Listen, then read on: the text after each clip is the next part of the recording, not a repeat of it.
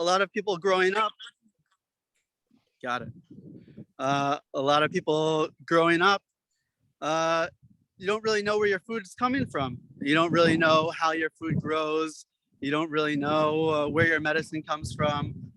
And I saw this as when I started learning about farming and started learning about food, I got like a big spark of inspiration.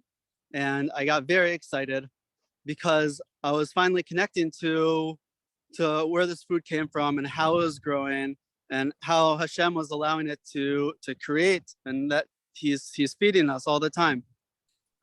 So when we came here to Israel, I came here with the mission of becoming more connected to the land. As you guys all know, Israel is, it's the place for the Jews, and this is where our history is from. This is where we're coming from, and this is where we're going.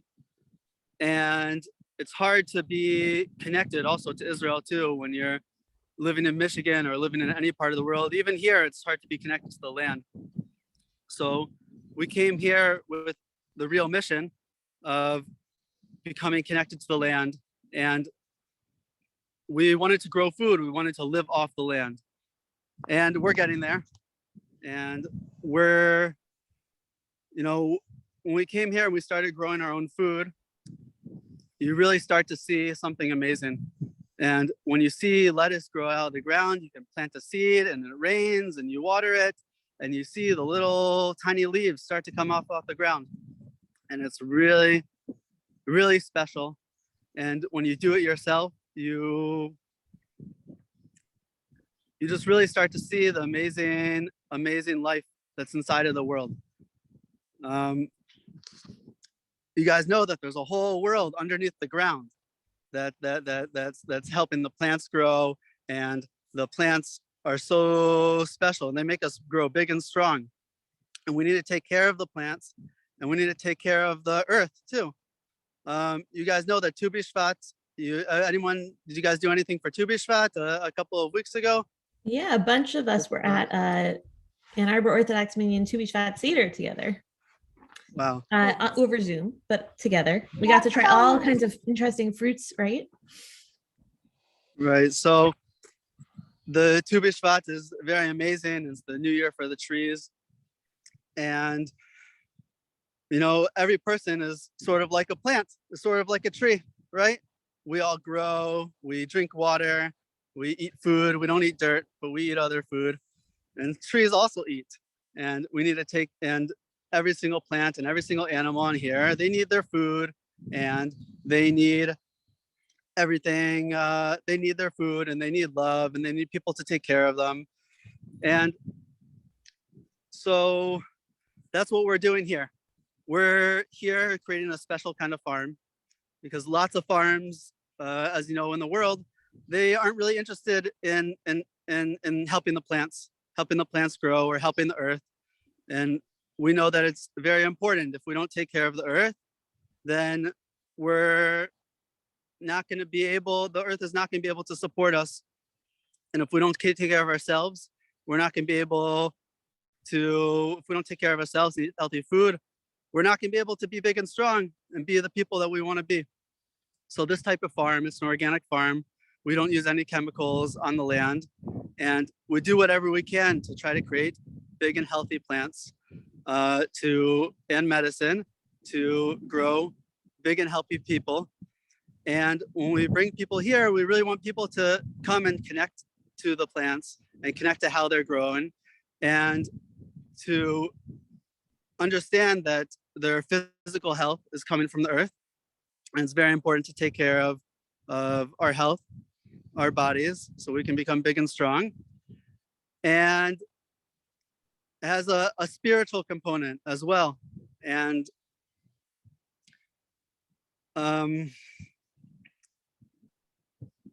it means a lot to us to be here. And it means a lot to bring people here and to share our vision and our story with people, because this is the land where we feel at home. And as you guys know, there's lots of plants that are special to Eretz Yisrael, to Israel, and we're growing some of them here. And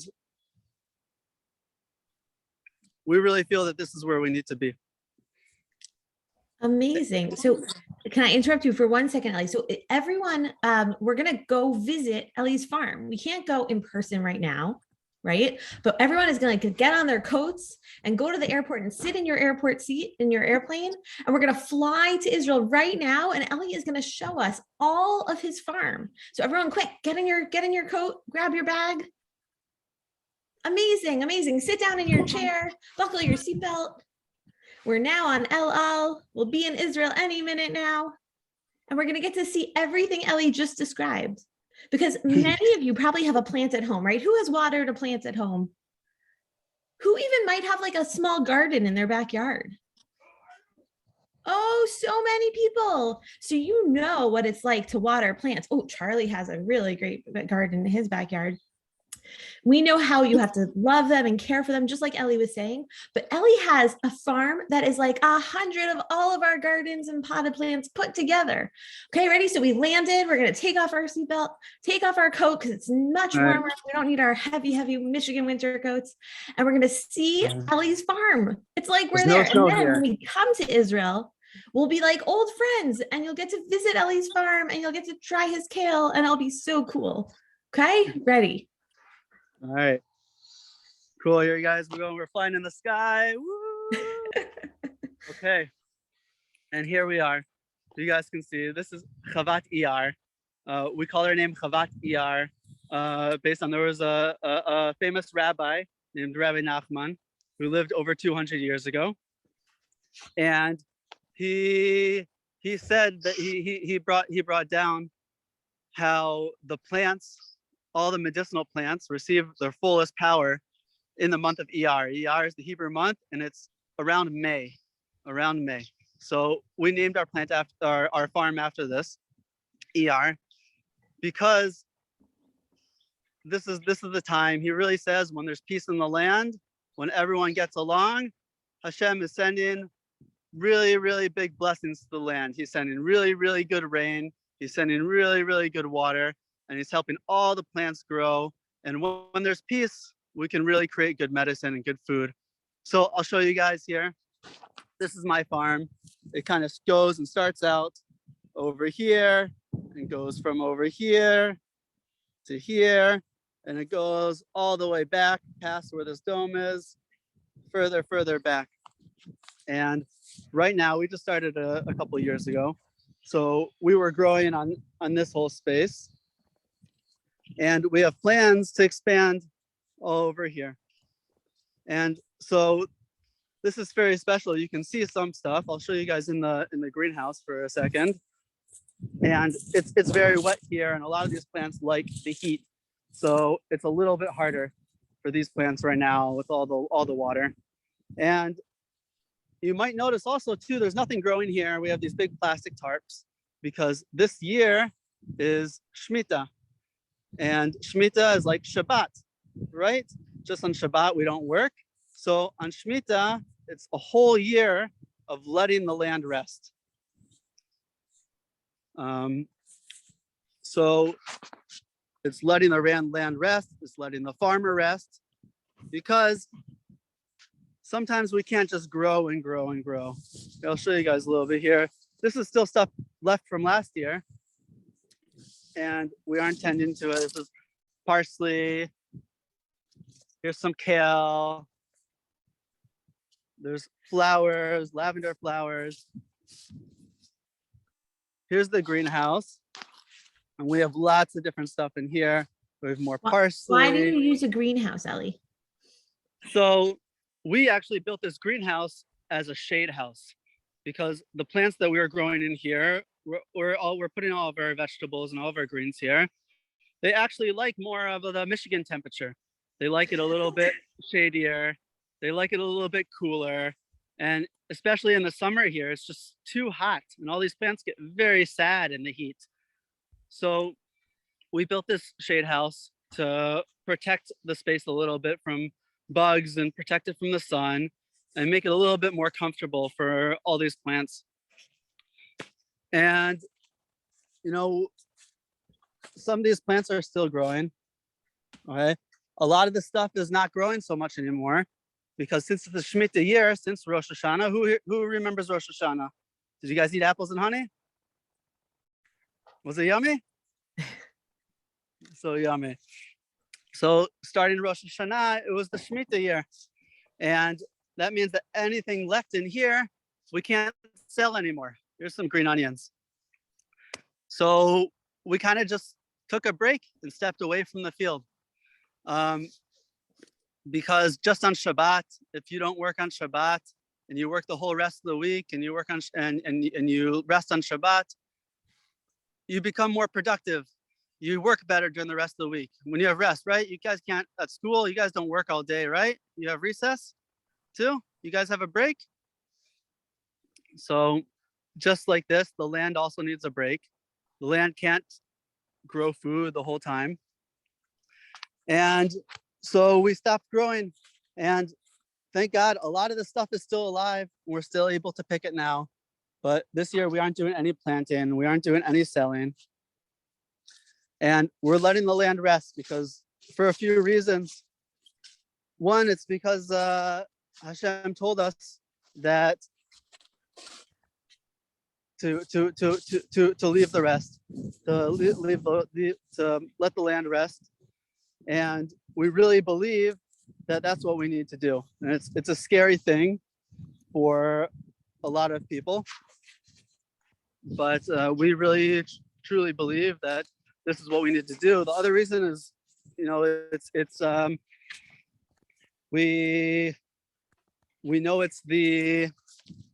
good for the land. When you keep trying to grow and grow, although nice grass there. When you keep trying to grow and grow all the time, you kind of lose sight of what the earth really needs and what we really need also. We need a break. The earth needs a break.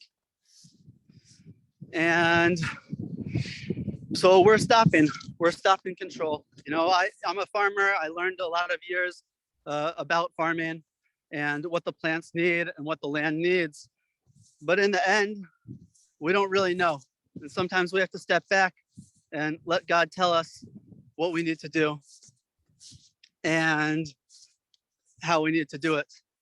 So we're taking a step back this year. We're working on a lot of other things. Oh, Eli, before you keep going, I think that Daniel has a question.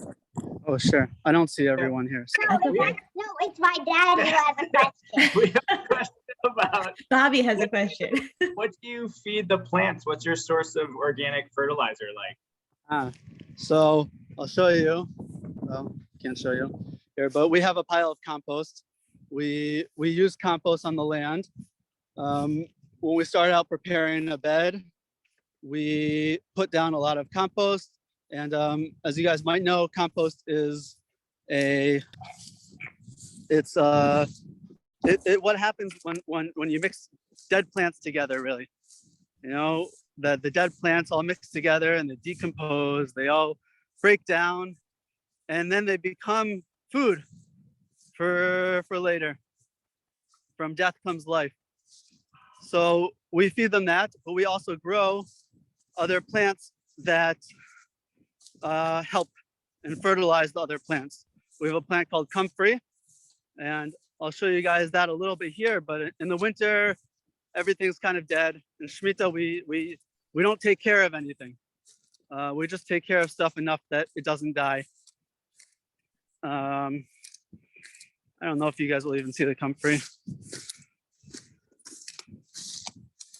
This is comfrey, and we plant it in between the plants, in between the rows, and it brings a lot of food for the plants, a lot of nutrients, and the plants really, really like it.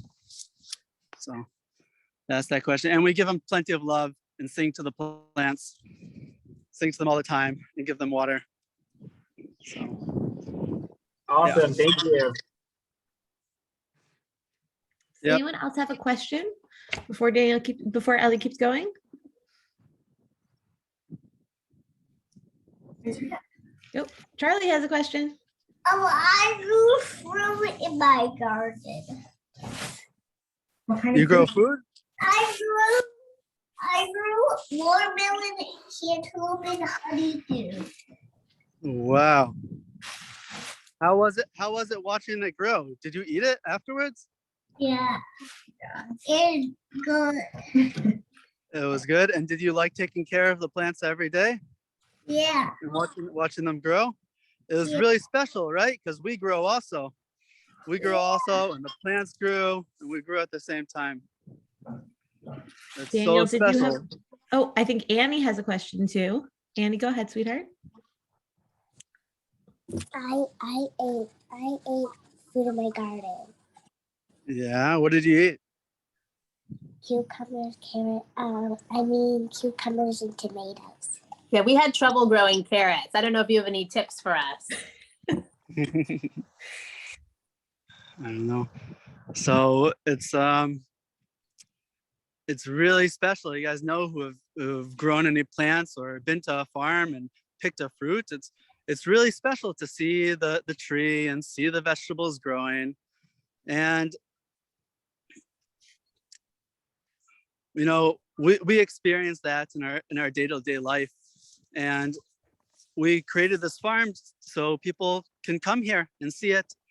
They can see right now. I mean, people can come here, and as you guys see, it's a little messy. You know, it's almost hard to show you guys. It's messy. There's weeds. There's lots of stuff. And I'll show you guys. There's some spices, some thyme, but everything's a little cold and everything's a little weedy, and we aren't taking care of it.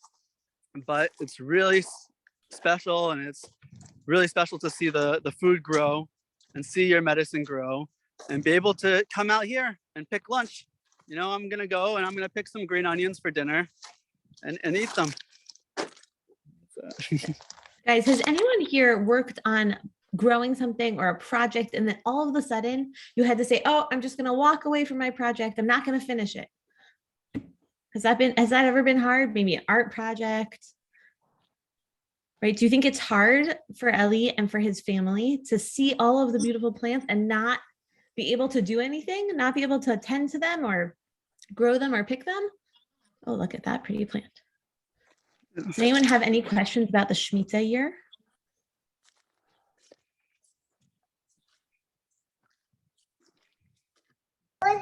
How do you calculate? Go How ahead. do you calculate which year Uh-oh. is the Shemitah year? So what's that? I think the Oh. question was, how is the Shemitah Sorry. year calculated? I'm just wondering if there is is there a continuous tradition from ancient times when the Shemitah year is, or was the calculation restarted after the reestablishment of Israel?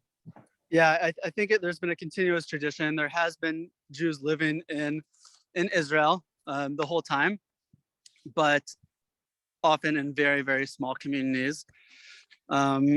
So people were able to buy vegetables, buy food from non-Jews that were living here, or maybe just pick the fruit and eat the stuff that was already growing. But I think there is a tradition, and it's every 7 years. And I know at the start of the state, when Israel was after 1948, when people came back here, it was very, very hard for those farms that were trying to grow food. Now it's a little bit easier. We have a little bit of more food security, but it was very, very hard. Oh, guys.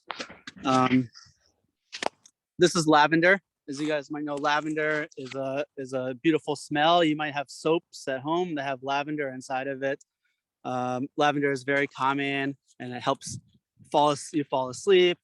And it has very pretty purple flowers like this. This is also a plant that smells like lemons too. It's lemon balm. It's a little bit dry in the winter, but it's also, it helps you relax too. And these are some of our medicines that we grow here. You guys have any more questions about Shemitah? That it is hard to take a break, you know, but taking a break is important. We can't just keep working and working. And sometimes when we take a break, we learn new things. You know, sometimes when you take a break and step back, you realize, oh, you know what? That's not how I wanted to do it. I'll show you guys an example too. You know, we built this other greenhouse for our plants last year in the summer. You know, and we didn't plant it. We didn't plant inside of it. And now when the winter came, we said, uh-oh. I don't know if you guys realize, but look at this. I'm standing in a lake, kind of. So we had the whole farm goes downhill. You guys ever see water going down a street? And it all goes down. So there's a lot of water in here, and you guys will see in a second, but that greenhouse is filled with water. So now it's the shemita year. We aren't working. We don't have to worry about it so much, but we see some of the mistakes that we've done, and it gives us a real chance to step back and to think about what we want to do later. And it gives us a chance to be with our families more and to learn more Torah and to pray more. And as you guys know, if you've ever prayed, you know, prayed in Beit Knesset at the Minyan, but it's also really amazing to pray out in the field and out in nature. So we like being here and connecting and praying and being with the plants and being with nature, because that helps us feel alive and feel connected to the source of life. So we're really lucky to be here. And I really hope that you guys can come here soon and you guys can be here. We want to be able to have groups come. We're working this year on infrastructure, on building possibly a compost toilet and building spaces for groups to be here, working on different aspects of the business that need to be done. As we really want people to come here and hang out on the farm, be with the music, be with the plants, and to eat the food from the farm and get the medicine from the farm, and just even being with plants is very, very healing. So I really look forward to all you guys coming and being here with us. Thank you so much, Ellie. We have one more question from the Daniel Bobby team. As many as you want. Yeah, so could you use something like hydroponics or grow microgreens in a shmita year? Because it's sort of like it's not in the land necessarily. Yeah, that's a great question. Since we aren't allowed to work the land, one way that people are able to have food during shmita is that technically you're allowed to have food in your house, in your bayit. So there's some people that are growing not attached to the ground, like in hydroponics or kind of in pots on top of plastic inside of a greenhouse. And we're gonna do that in this greenhouse. We had this plan, and you know, stuff didn't quite go as we planned. So it's kind of good, you know, because it would have been a little bit of a disaster here. But it's good we didn't get to it. But yeah, there are people growing hydroponically, which means in water, or disconnected from the plants during shmita. But in the end, we thought it was better just for us to just kind of take a step back. I really like working actually with the dirt, not in water. But for us, we decided it was better just to take a step back and to say, you know, we aren't really supposed to be farming this year, so let's just hold on. And thank God there's still a lot of plants growing here. And one thing that's special about shmita is that this whole farm is not really my farm anymore. All this food here is not really my food. We made all the food hefker, which means that we invited anyone that wants to come, just come and take the food for free. So that's one special thing about shmita, and it's just everyone being able to share the food together and share the land together and be together. Wow, that's amazing. Have people come to take advantage of that on your farm? Yeah, so a little less so once the rain started. So unless you have big boots, but people have been coming, some of our customers.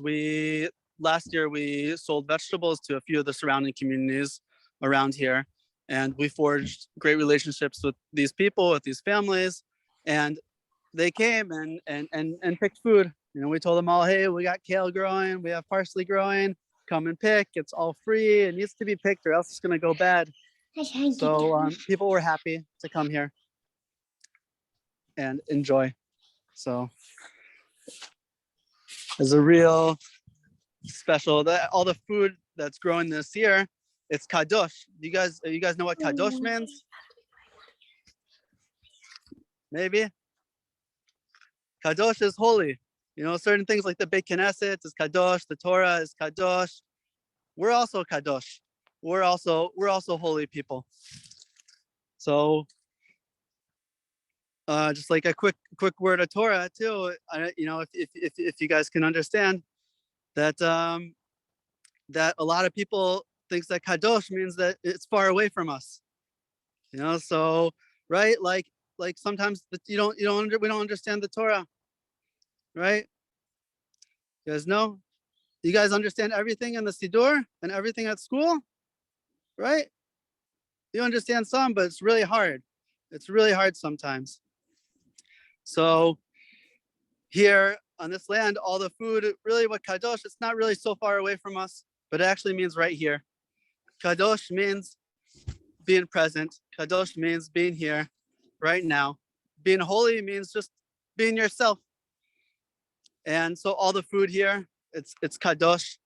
And so when we eat it, we get to really think about how special it is that we have food that just grows magically from the earth, and rain just falls from the sky.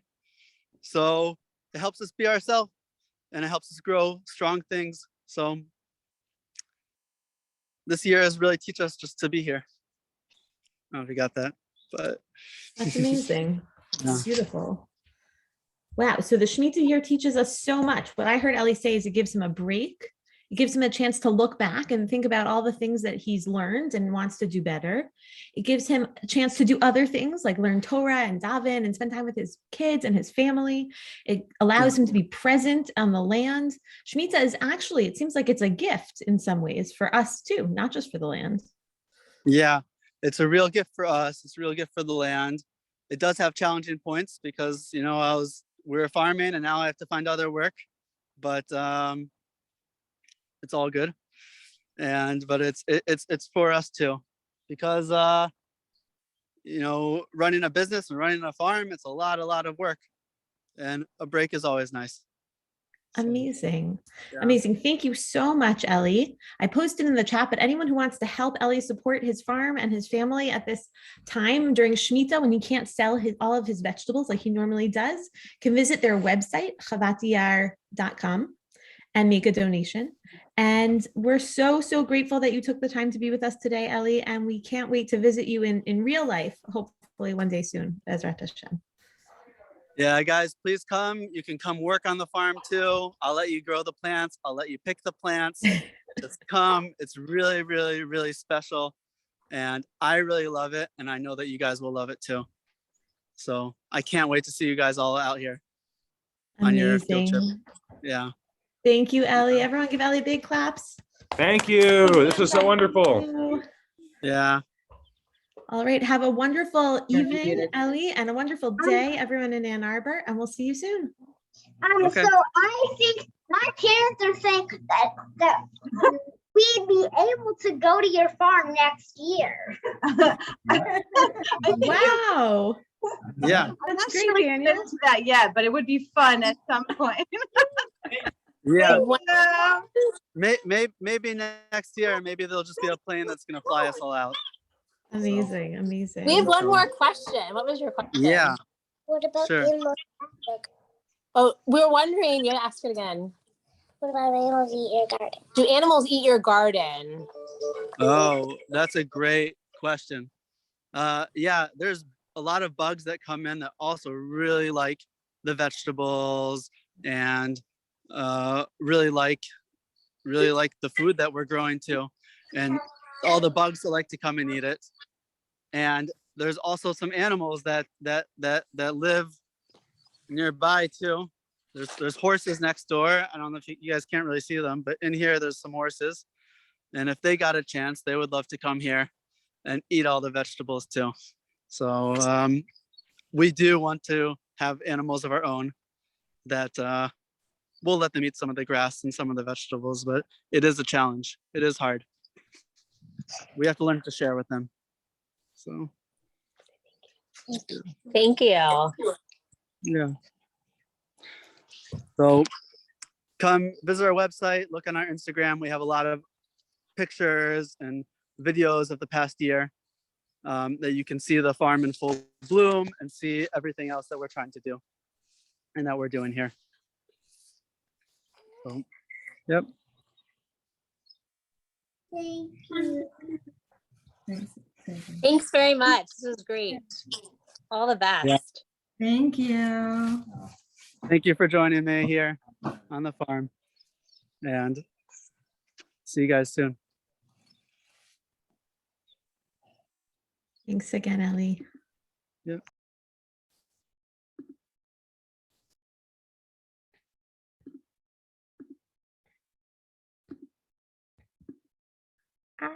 Trying to end the meeting.